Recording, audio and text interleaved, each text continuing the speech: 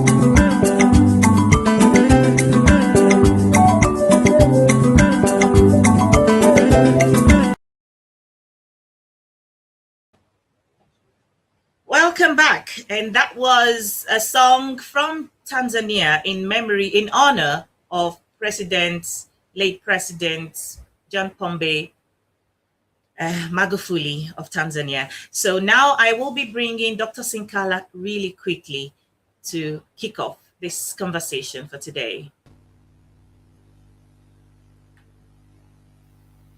Good evening from London, Dr. Sinkala. Good evening. Thank you very much, Susan, for having me, and good evening to your viewers all over the world. Thank you. So as you join, please share this broadcast and let's keep it going. You're going to be allowed to, the viewers are going to be able to call into the program to make their contributions as well. Dr. Sinkala, for those of us who don't know very much about President Magufuli, those of us from West Africa, I want you to just go ahead and talk about a bit of his background and how he came about becoming the president of Tanzania. Thank you very much, Susan. If you may permit me to extend my deepest condolences to the first family of Tanzania, the people of Tanzania, and join them when they mourn the legend who has fallen in their country at this dying moment, when we needed President Magufuli to continue his journey and trajectory to reshape the political and economical hub of Tanzania and to inspire the rest of Africa. This is an opportunity that I can have as president of Africa 55 states and president of political parties in Africa, that we are deeply saddened about the loss of a legend, as we now have to find a replacement to pass this baton to another one, which I have no doubt that Tanzania is not in is actually in good shape. President John Joseph Pombe Magufuli, hasn't been on the spotlight until he became president of Tanzania. He acquired qualifications from Dar es Salaam University of Tanzania, and he also participated across government through as a member of parliament and as well through different departments in terms of ministry, communications, works and supply, infrastructure, and many others. And like I mentioned, he was not a kind of a person who was noted, because he was an engineer. He was working from behind until 2015 when he became head of state of Tanzania. And we could see his fruits because he was in the forefront. Right. He left his mark. He was around as a president for quite a short while, but he made such a significant he made significant changes to the point where the entire world is talking about him. What are the things he did differently that made him stand out? I think is to prescribe to the prescription of President Nyerere, on how they built the Tanzania Foundation. He picked up the baton going as far as, how Africa was established, as, what Africa needs to achieve and how Africa should behave. And I think that's where he started. And I like when you mentioned that he was there for a little time. We do not need somebody to be as a president for many years for them to make an impact. 1 year for a president, you can see that this president is really working. And President John Joseph Pombe Magufuli, we could see, as he was also nicknamed as a bulldozer, who even went to the departments and ministries, to slash the big chunks of salaries for civil servants, that they may serve the people of Tanzania rather than them as leaders of government. We could see that also his traveling was restricted to only those travel arrangements, which was very important to both Tanzania and the continent. One other aspect that I learned from him was he was an Africanist. He believed in the African continent, and he believed that not only Tanzania would be one day a better place, but he made sure that he inspired the rest of the African continent. Hence, you see that most of the unnecessary trips, he found them not necessary. He had to send his minister or his deputy or his vice president. And also, he demonstrated that he's not a tribalist. He demonstrated that democracy has to be an inclusive. And he showed an example by appointing a Muslim vice president to be his deputy and 2IC. So there's quite a lot of things, except that the media always chooses what they want to air on air. But if you go to Tanzania, for some of us who has gone there, in the last 5 years he was president, you can see that Tanzania is actually on the right track, just as Rwanda, and many other developing African countries. Right. You know, in his lifetime, it was credited to him that Tanzania have come to become the first African country that can boast of a community that is detribalized. And you did mention about it. How did he? Has Tanzania always had that reputation, or was it under his purview that Tanzania began to go, you know, towards that direction that is almost impossible for other African nations to achieve? Susan, it is a disease that we have in the continent. Tribalism, ethnicity, belonging, who is who. It is a big problem, and I think for him as a leader, he had to demonstrate that democracy, prescribed in Africa is not about because you are my uncle, you are my aunt, or you're my daughter, I should appoint you to the Ministry of Lucrative, Ministry of Finance, or other ministries, or I must put people in position who are coming from my home country. It demonstrated that appointing people has to be based on their capacity to handle the office, not on the capacity of where they are coming from, their skin color, or their religion, or their sex.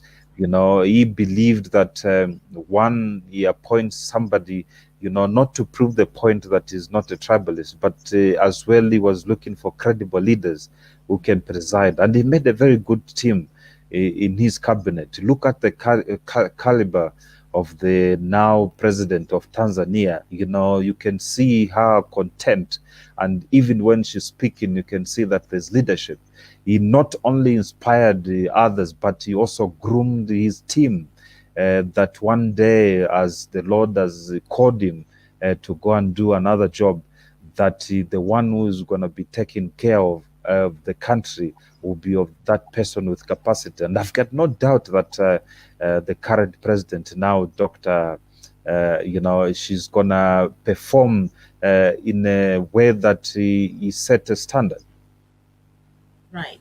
I'll quickly acknowledge some of our viewers and friends who have typed in Glory Grace Shannon, Tiga Oaks, Ezenwa Igwe Meziem, and CO from YouTube, also Bright Ole.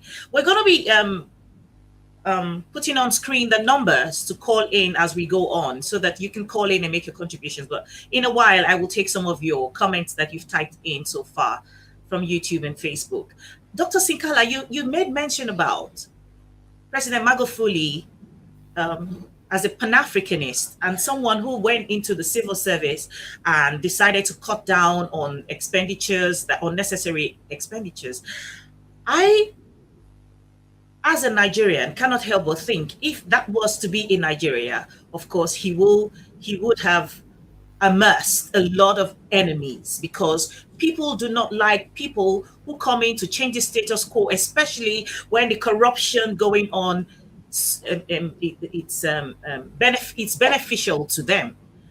And so these past few days, we've heard about different theories of how he must have been murdered.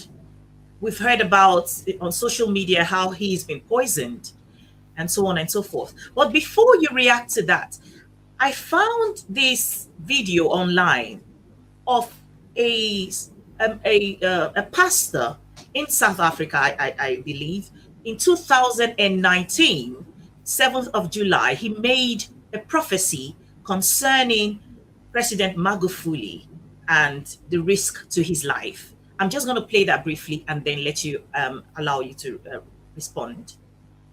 To pray for the president of Tanzania, Magufuli. We must pray for him, because the Holy Spirit was telling me that the enemy wants to engineer a setback in his life, in his career, and a threat against his personal life, because of his crusade of humility and his crusade against corruption. That's what the Holy Spirit was telling me. I saw in a vision, he was seated on a chair, and there were these fierce-looking men who had drawn out arrows. Arrows, who had thrown out arrows all aimed at him. I was asking God, what does this vision mean? The Holy Spirit was saying, this Magufuli, he has got a lot of enemies now. And because he is against corruption, is against anything which causes the majority of the people to suffer, he has attracted a lot of powerful enemies who are plotting his downfall, and even physical harm, if that were to be possible. So I encourage my brothers and sisters in Tanzania to pray for Magufuli, to pray for President Magufuli. They should pray for him. They should not wait for calamity to occur on him. They should intercede for him. In actual fact, I encourage my brothers and sisters in Tanzania to actually fast for Magufuli for 5 days, to fast for him for 5 days. Hallelujah. This is the message that God showed me. I saw in the realms of the spirit, he was seated, relaxed on a chair. You know these chairs which they sit on as presidents. He was relaxed. He was not even aware of the threat against him. He was just relaxed on a chair. And there were these fierce-looking men who were pointing arrows ready to shoot at the same time against him. So there are those who are plotting his downfall, and even physical harm, if that were possible, against him. So we thank you, Lord.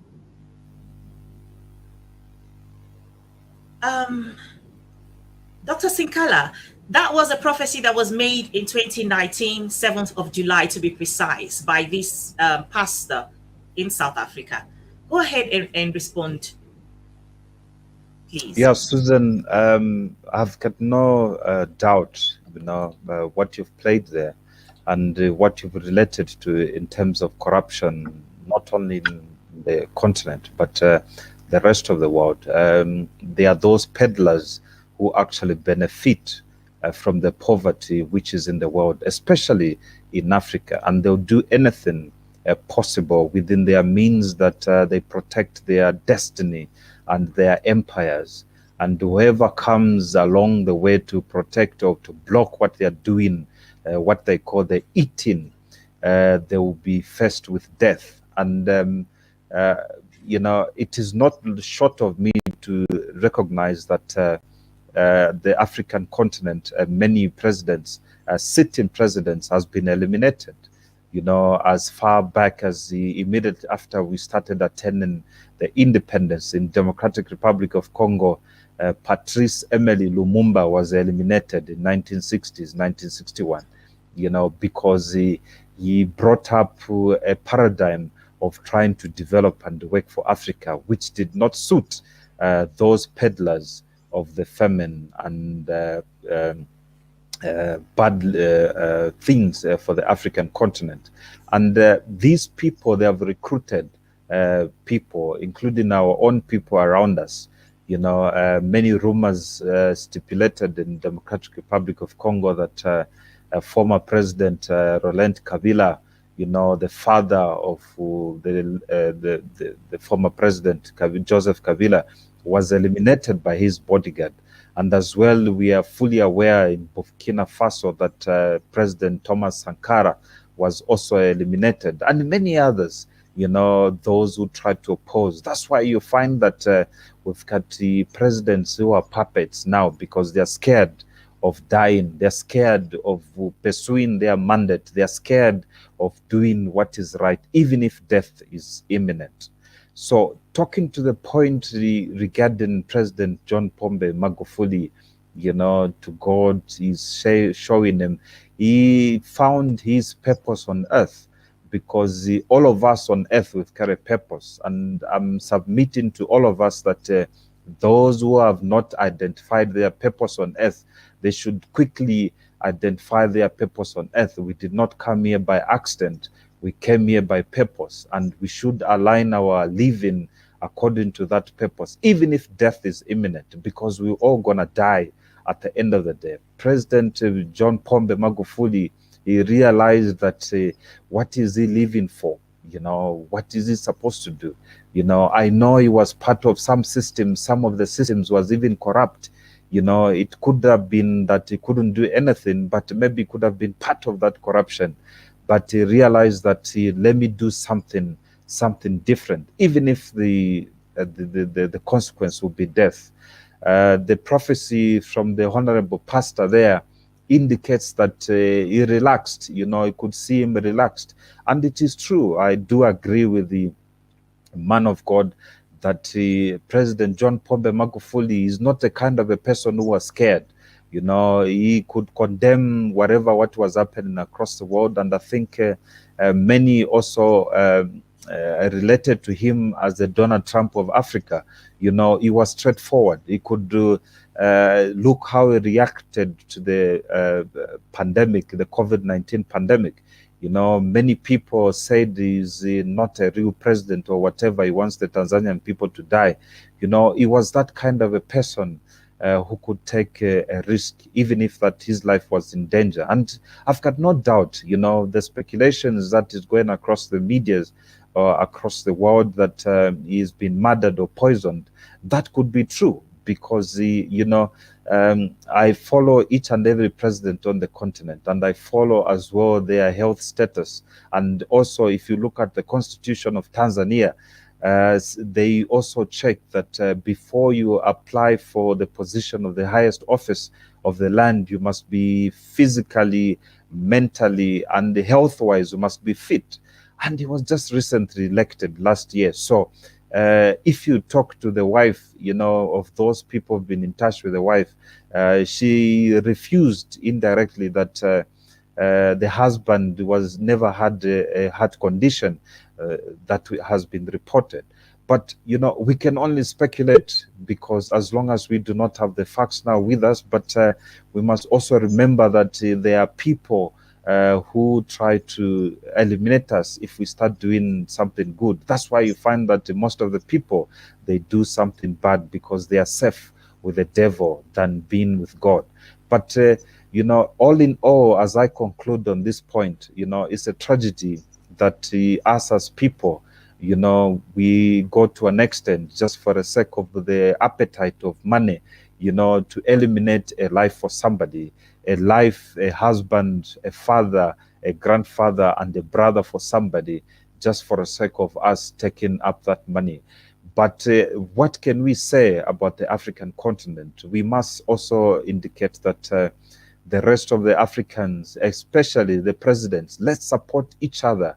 If somebody gets out of board, like a president of Tanzania, John Pombe Magufuli, came out, let's support him and communicate together. He was alone, just as Thomas Sankara was alone, Patrice Emery Lumumba was alone, my grandfather, Dr. Kenneth Kaunda, also has been alone. He's the only one frontliner who is remaining and alive, and people do not talk about him. People do not go visit him. He's there in Lusaka. He's about 96 years old. When he's dead or when he dies, we're going to see the whole world now coming to fly into Lusaka and start talking about how good he was. We forget about the participation of leadership in the building and inspiring the future leaders. What a shame. What a shame. I mean, I remember in primary school reading about Kenneth Kaunda and growing up to understanding that this person is not a fictional person. He is a real person. He actually is still, here. And like you mentioned, if we don't rally around the people who want to make a difference, yes, we can talk all we want on social media, it's easy. But when we do have these people on ground who are ready to stick out their necks for us to make things right, and then it's sad indeed. From what has happened so far, of course, it's going to be very discouraging for a lot of other people who want to venture. Kudos to the president of Ghana. Recently, he's making certain bold statements that we're seeing and we're hearing, and we do hope that he's kept safe. We also heard about external factors or external hand in the death of President Magufuli. Yes, it is sad indeed. And I think this is a time that Africa holds their hands together. so that we are all protected. And we must just be very careful, because these who come dressed in high heel shoes, I don't know if you're wearing high heel shoes, Susan, and I think from your dressing now, I'm sure you're wearing high heel shoes, but not particularly yourself, but people come to pretend that they are trying to help the continent. They are the ones in the evening, they discuss our fate, where we should be. But if we do not hold ourselves like what in Kwame Nkrumah, Julius Nyerere, Dr. Kenneth Kaunda, Nelson Mandela, and many other leaders who have gone, that it will be a mistake if Africa does not hold itself together. Because if we hold it ourselves together, then it will be more powerful than them, because there are only a few of them. There are only 2.5% of the population.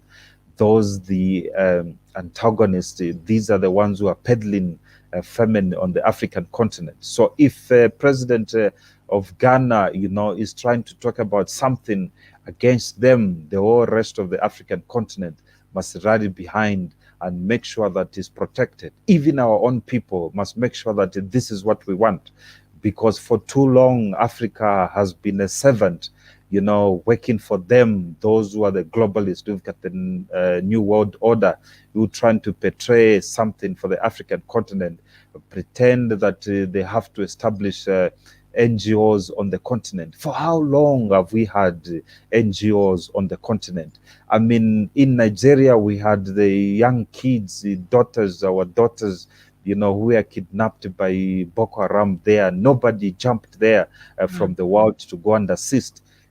But when we have something, they all jump there to condemn. So we see what help are they going to try to give us.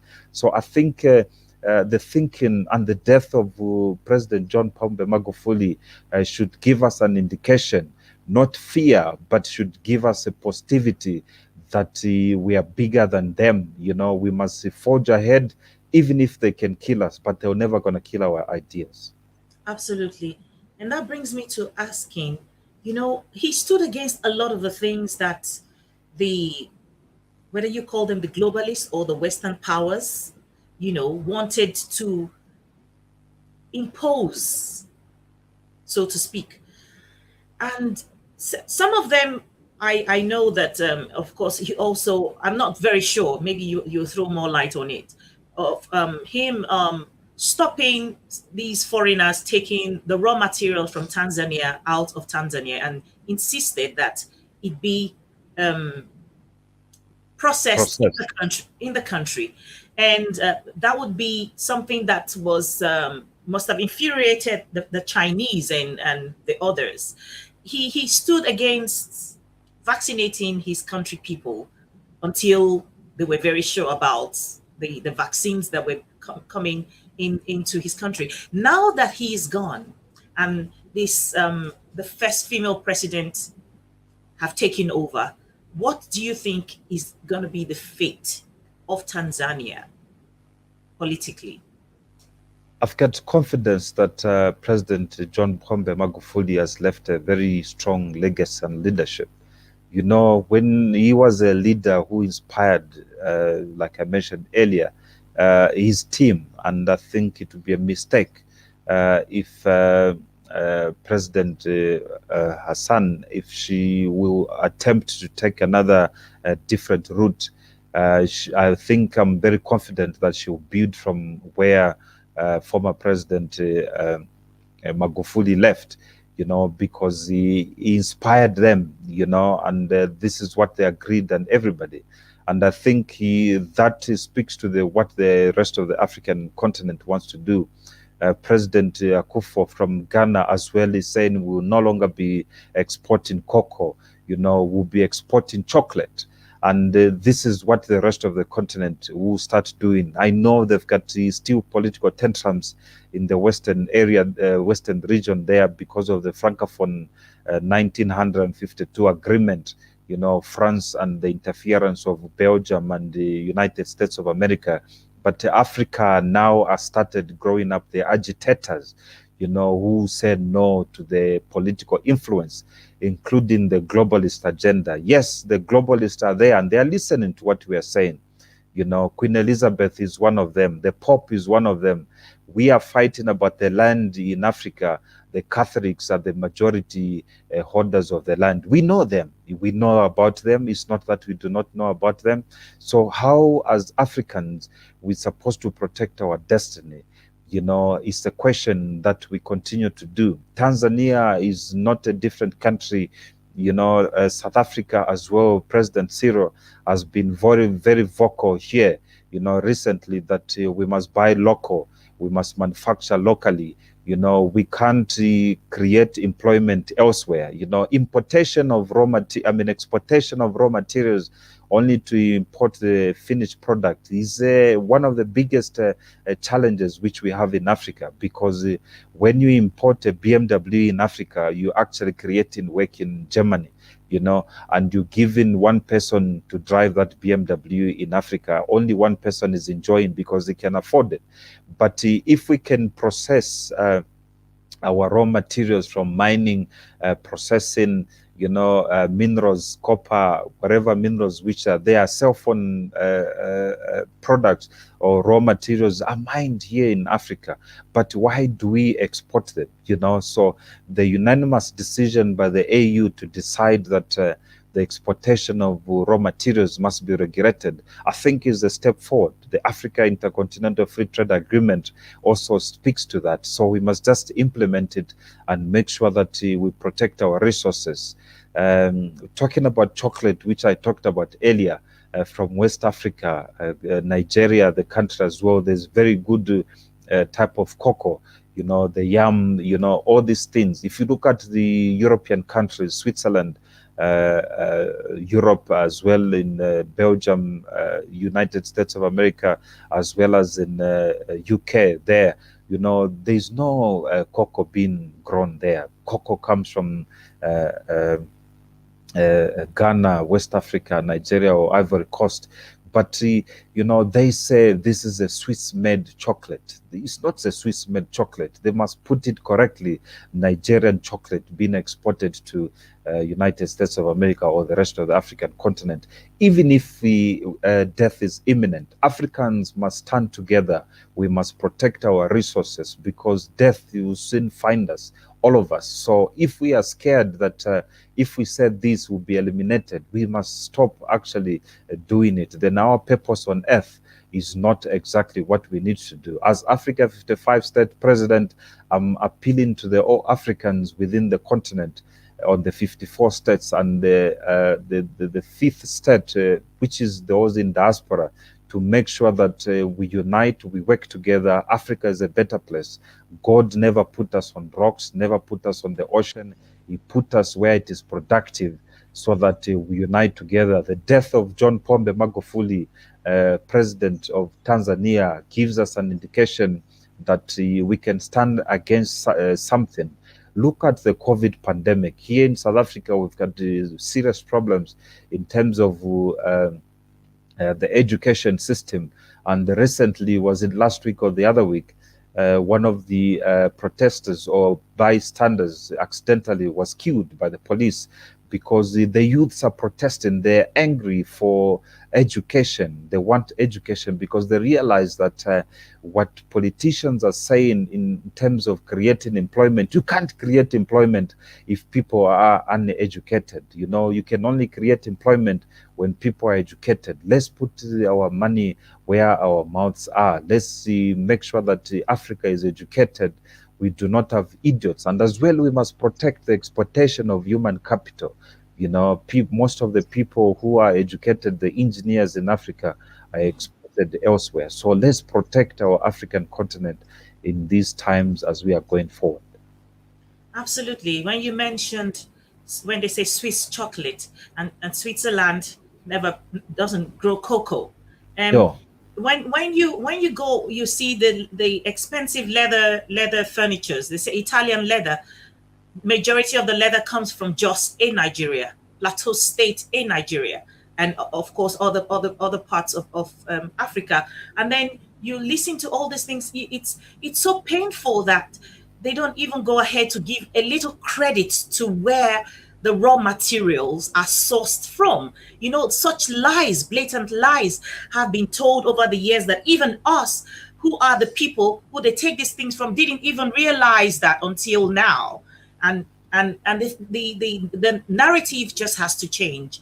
Africa must produce the final goods of every natural resource or material that it has on its soil. I'm going to take quick reads from Glory Grace Shannon says, that's right, sir. Processing and producing our raw materials to finished product will surely harness and enrich our countries and empower our indigents. Of course, education is key. If we don't get our people educated, we cannot, of course, because the world have gone technical, and then we are still caught up in doing things in manual style, and so we cannot compete. It took China over 40 years to get themselves where they are. So it is possible, and like you mentioned, if everyone is scared of being killed or I'm gonna dying, at some point everyone is gonna die anyway. So why don't we die for something that will finally bring about the change that we so desire? Why are we the only people in the entire world that every race or every color, of course there's just one human race, but if you want to call it the way the rest of the world calls it, every human color seem to feel like they're superior to us? Why? Because we are not standing together. We're not able to stand together. You know, Bright Ole from YouTube says, Africa alone can feed the whole world. We can earn our foreign currency from our agriculture and agricultural processes. And so, guys, if you want to call in and making your contributions, you can call in on +44 on WhatsApp, of course, +4474 59349 175. And so, recently, I have also learned that the British government had told Ghana that they will no longer be allowed to land at the Heathrow airport. They were going to redirect them to land at Gatwick Airport. And usually when these big, powerful countries make statements like that, we're left looking like we're powerless and we can't do anything about it. But surprisingly, Ghana decided that we're gonna give back to you what you give to us. And so Ghana decided and said to the UK that British Airways will also be redirected to land in Kumasi as opposed to Kotoka Airport in Accra. And of course, Kumasi Airport is not even an international airport, but something has to be done. Of course, they thought it was a bluff until they realized it was serious. From Kumasi Airport to Accra, it's about 100 miles. From Gatwick Airport to central London is about 50 miles or thereabouts. And to our greatest amusement or amazement, the British government have made a U-turn and now accepted that the flights from Ghana or Ghana Airways can now land at Heathrow Airport.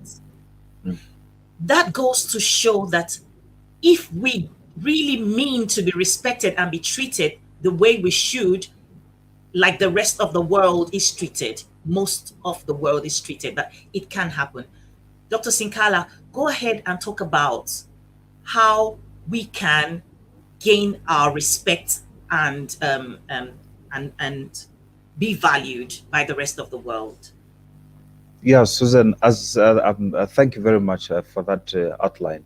You know, as much as us as Africans, we condemn the New World Order, the globalists, those who are purveying something bad about Africa, Africans are part of the problems. You know, we are part of the problems that are happening because we allow certain situations to happen.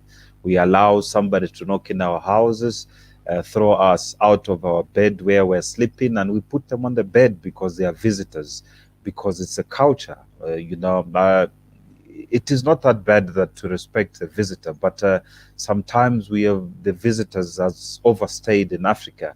Hence, they can toss us wherever they can find a place to toss us. If you look at the international trips for presidents, I've attended many of them, how presidents of Africa, when they go to their counterparts outside in Europe, for instance, they even almost want to kneel down. They are forgetting that the Prime Minister of United Kingdom and the President of South Africa or Ghana or Nigeria, they are on the same level. The only difference is they've got different countries. So the relationships has to be mutual, like they call them the bilateral, multilateral relationships. But of course, the world has overtaken advantage in terms of relationships. Look at the monetary terms. How can a naira be different from a pound? How can a cedi be different from the United States dollar? How can a kwacha in my country, Zambia, be different from the United States dollars, while we call it bilateral trade? It's not bilateral trade. It's not the fair trade. Because I don't know now, I haven't checked how much is a naira, but I'm aware of the South African rand. It's almost 16 rand to fetch only $1. It doesn't make sense that South Africa has to give out a lot of rands just to get $1.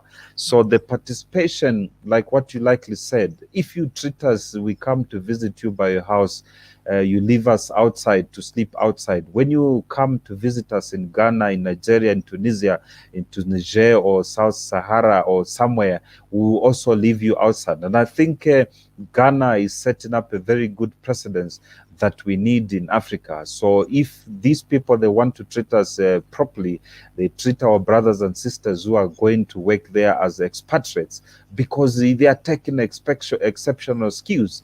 That's why Europe, America, and any other countries are better where they are, because of the exceptional skills which are being brought by the African people. Look at the soccer. If you give an example to soccer, France recently, or was it the other season, they won the World Cup, the Football World Cup. But if you check the players who are playing there, they are Africans. Those are exceptional skills. But if we cannot be treated mutually, also we have to relook at our relationships with these countries, to sit on the table so that, we both benefit, because it can't be a one-way road. And this speaks to us as Africans, we have to demand our space. And I don't think an oppressor will give us a space and tell us, please sit down there. We must demand our space and make sure that we keep our space in the African continent as we participate. If they are not going to include us, like the G7 presidential summit, which they sit in New York, they do not allow Africans to go sit there. United Nations Security Council, Africa does not have a permanent seat. They are represented by Russia. Then who will say we're not going to export raw materials to the United States of America because they have done that? Having studied the law and the foundation of South African history from the apartheid, I came to realize that the apartheid government actually told the United States of America that you were never going to deal with you until the rand and the dollar, they are equal. Hence, United States of America, they started supporting now the agitation of overthrowing the government of apartheid, because they knew that this is not a mutual agreement. So Africans, we must demand our space. Yes, we want foreign direct investment to come from outside, but are we enjoying ourselves as Africans in the first place? That's a question which we have to ask ourselves. You find that we don't see President Buhari in South Africa here to come and discuss with his counterpart, how can we deal in terms of oil? How can we produce, or, the oil here in South Africa is going high. President Cyril Ramaphosa is inviting American presidents or from the Europe. Those are the ones is dealing with business. What about within the African continent? How can we not deal together? Africa now is going to almost close to 1.4 billion people. It's a bigger market that if we produce, process, and sell within the African continent, we won't need the world because everything is here. Absolutely.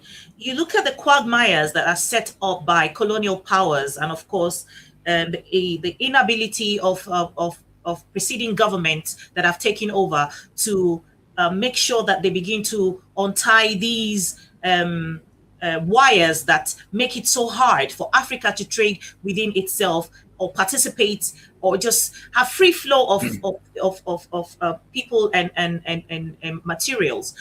When you look at all these and you begin to understand that it's going to be almost impossible to get Africa moving unless, of course, we begin to take away those artificial borders and understanding that we are one people.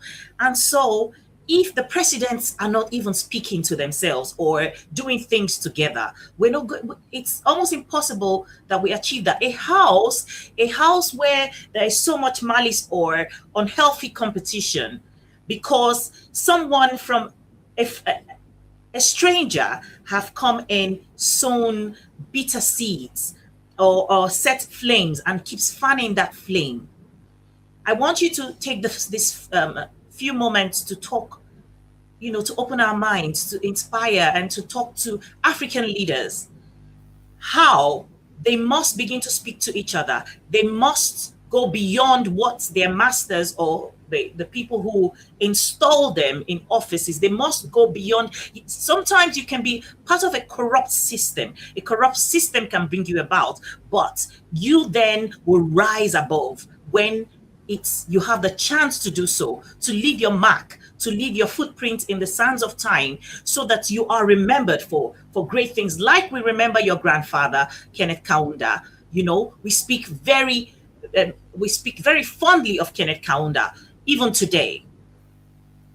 Of course, Susan, like what scholars say, the standard of a person is the mind.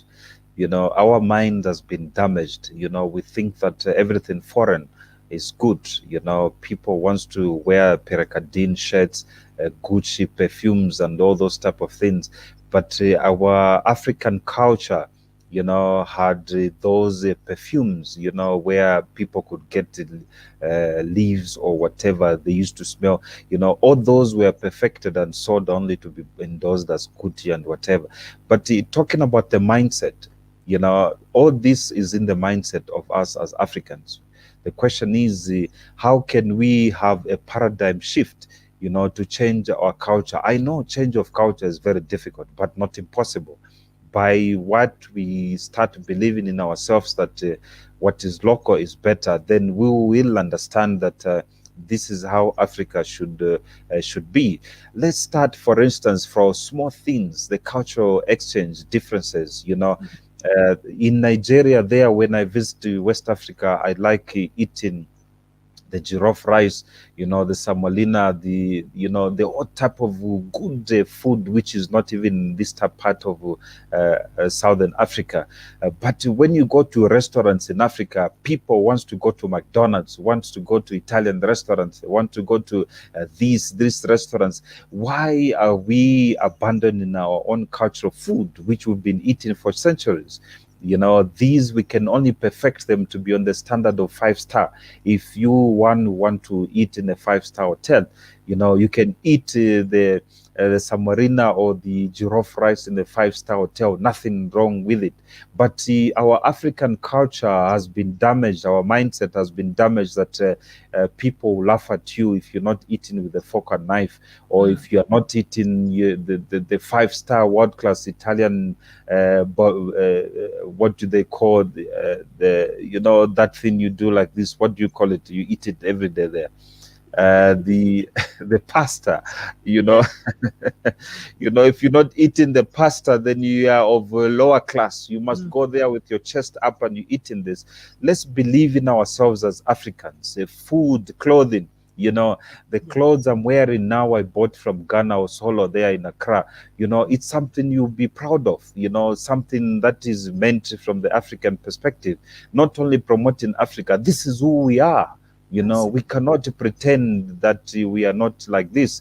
In fact, the weaves as well, which has come from the women, me, I don't like those weaves. I'm sorry to say that, but Women, we are proud of the way we are naturally. So can we build up from the way which we can look beautiful as in our eyes? Something foreign is not good for us. Actually, it has come to tempt us very badly. Once we start believing in ourselves, we're going to see the shift in the paradigm shift, that Africa will start now being the way we want Africa to be. In fact, now we are going at a very good trajectory as where we were a few years ago. I can see now the agitators of the young ones, because they're educated now. They are asking questions where our great grandfathers made a mistake by submitting to the white man and thinking that God is white. Now they have come into applied logic. They are coming to apply logic that if God created man in his own image, we are part of the generation, we are part of the creation. We can speak, we can do the same. Now we can see the intermarriages which are happening. So who we are we beggars, or are we children of the lesser God, or we are equal participants in the generation and foundation? In fact, the Jesus industry, somebody told me recently that if we replace science, because they replaced science with religion, and we become confused because we believe in that once we die, we'll go to heaven. In heaven, there's abundance of flowers and abundance of food. There's no suffering. But I'm submitting to us, brothers and sisters, that heaven is on earth. While we are living here, we must enjoy it. We must make sure that we are enjoying, and when we die, our race has been finished and our faith was kept. And that's about living. We must also plan for ourselves and the future generations which are coming. Yes, there are people who are damaged mentally. They are damaged because this is how they were brought up. In fact, there was a system that is called here in South Africa, Bantu education, although in Nigeria, Zambia, and many other African states is called a different type of education. But it's the same education that we are taught to save them, not to save ourselves. That's why when you talked in your preamble that John Pombe Magufuli was always speaking Swahili. In fact, the lady also who has been sworn in as president, she was sworn in Swahili. I was feeling proud when I was listening to her speaking. How I wish I can, speak Swahili, but I'm working on it. But, this is our language. Here now we're supposed to be speaking different languages. We speak Swahili, we speak whatever, Bemba, or whatever language which we can speak, because these are ours. We own them. If people want to understand what we are speaking, they must be translated, or they must pay for a translator. So Africans, we must write our own destiny. No one will write for us our destiny. In fact, if somebody writes our destiny for us, it won't suit us. We'll be complaining and crying all the time.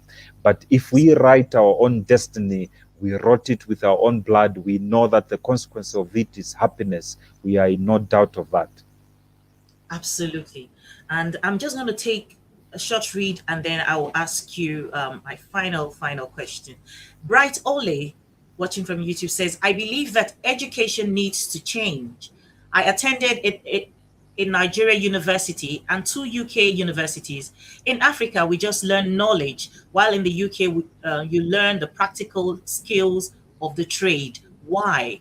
And then Glory Gratian says, powerfully stated, sir, we are who we are, and our culture can never be taken away from us, no matter how long it's been evaded. One thing we must do is to appreciate other cultures, but never downplay or throw ours to the wind from fear or shame.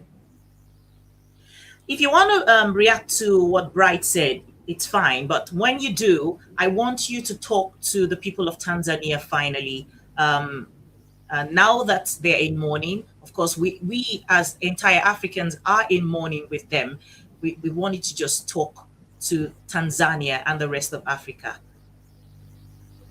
Yeah, thank you very much to permit me. I would like also to respond to that, from the student.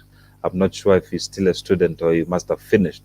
But however, our education system, yes, like I mentioned briefly, was to save masters, not to gain our knowledge, but to memorize what we've been taught. So we can't produce, we can only consume.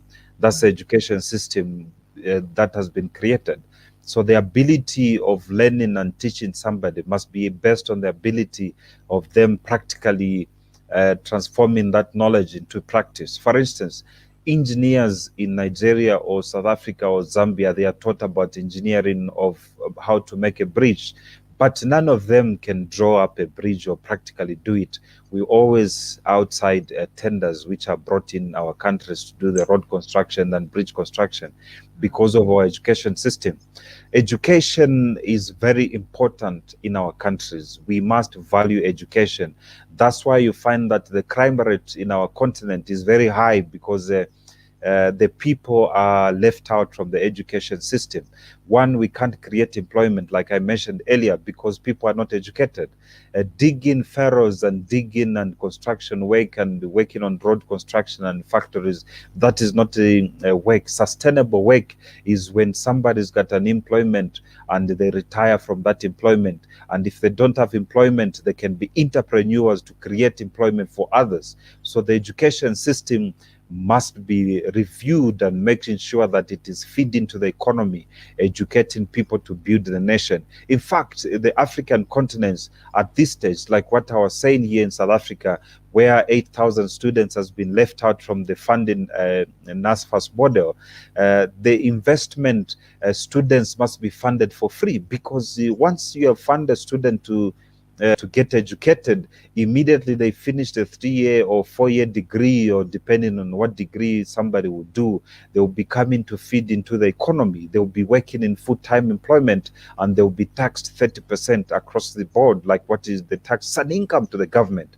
So if we do not appreciate about the education, then we do not know how to run the country.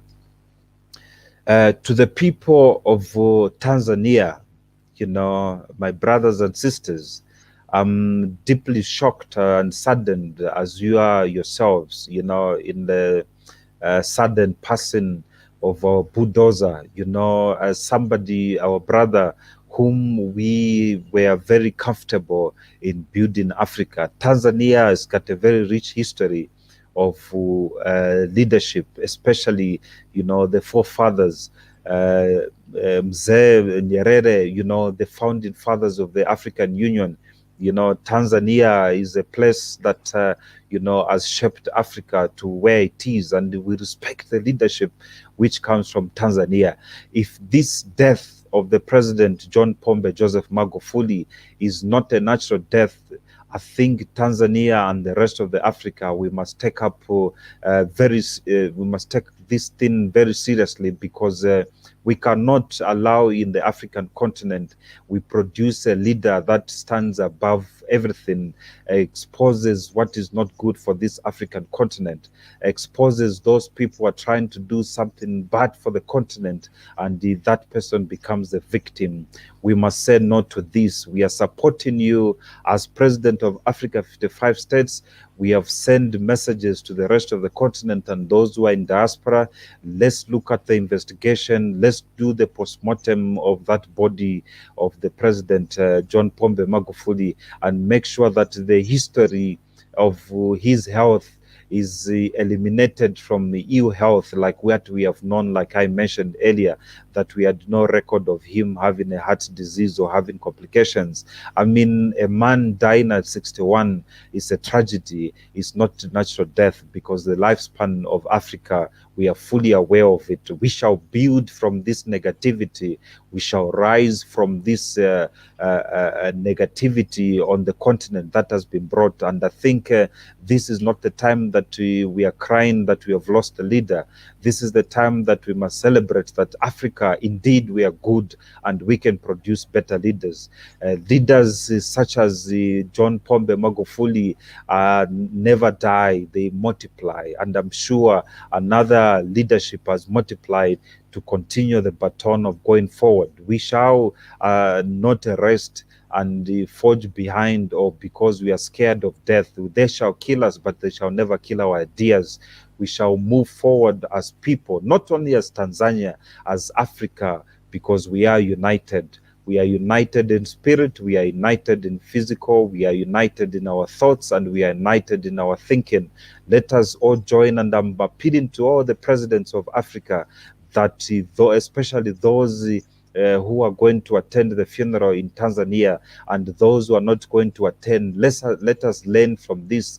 Let us analyze who John Pombe Magufuli was, how he tackled the things. Let us also ask questions. Why was he talking against the COVID-19 pandemic on the lockdown? In fact, Tanzania was the only country among a few who attained a very good growth in the last financial year because it had no lockdown restrictions. South Africa is crying to rise up. Many companies have closed because of the way they handled the coronavirus pandemic. In fact, we reward you, we applaud you, we salute you, the people of Tanzania. Asante sana. Asante sana. Thank you so much, Dr. Sinkala. Thank you for honoring our invitation and sharing with us your thoughts and knowledge. Thank you. And we will have you back sometime in the future on Africa Rise. Always a pleasure to have you, sir. Thank you very much. And thank you for having me. And we will support you. Thank you. Thank you. Bye-bye. And so there you have it. I'm not going to do too much talk other than just say our prayers are with the people of Tanzania and, of course, the rest of Africa. We envied you. We envied you that you had a president that most of us wish that we had in our different countries. But today, we will just wish him to rest in power, because we do believe that he was significant here. Therefore, he is still significant in the afterlife, and his memory will forever live on. President John Pombe Magufuli, rest in power. Thank you so very much, everyone who joined us. If you haven't liked, followed, or subscribed to our channels, please do so. If you're watching on YouTube right now, press the subscribe button, and when you do, press the bell button so that you are alerted when we do go live or share any materials. For everyone else, Facebook will soon take away the facility of creating watch parties from April, we've been told. So please do the needful, which is just go to SWOB21, SWOB21, like and follow our page, and make sure that you're notified whenever we go live, because soon, if you're watching from the watch parties, you won't be able to see that we're live anymore. And of course, our Instagram, you can find us on Instagram at Africa_Rise.tv. On YouTube, it is Africa Rise TV. On Facebook is SWOB21, SWOB21. Please like and follow us so that when Facebook does take away the watch party facility, you will be able to know that we are live and join us. Thank you so much, everyone who joined us. I will leave you with this beautiful sound from Tanzania. It is a traditional music that we played at the beginning of today's program. Enjoy it.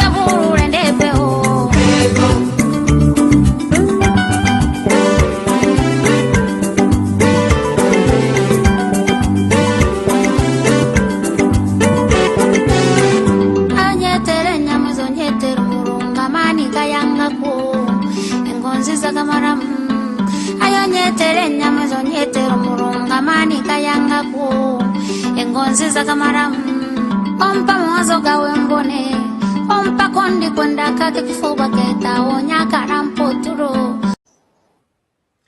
And there you have it. Thank you. And I'll see you tomorrow. Tomorrow, please do join us. There is a lot of learning to do. And so I will see you tomorrow. I love you very much and God bless you. Bye-bye.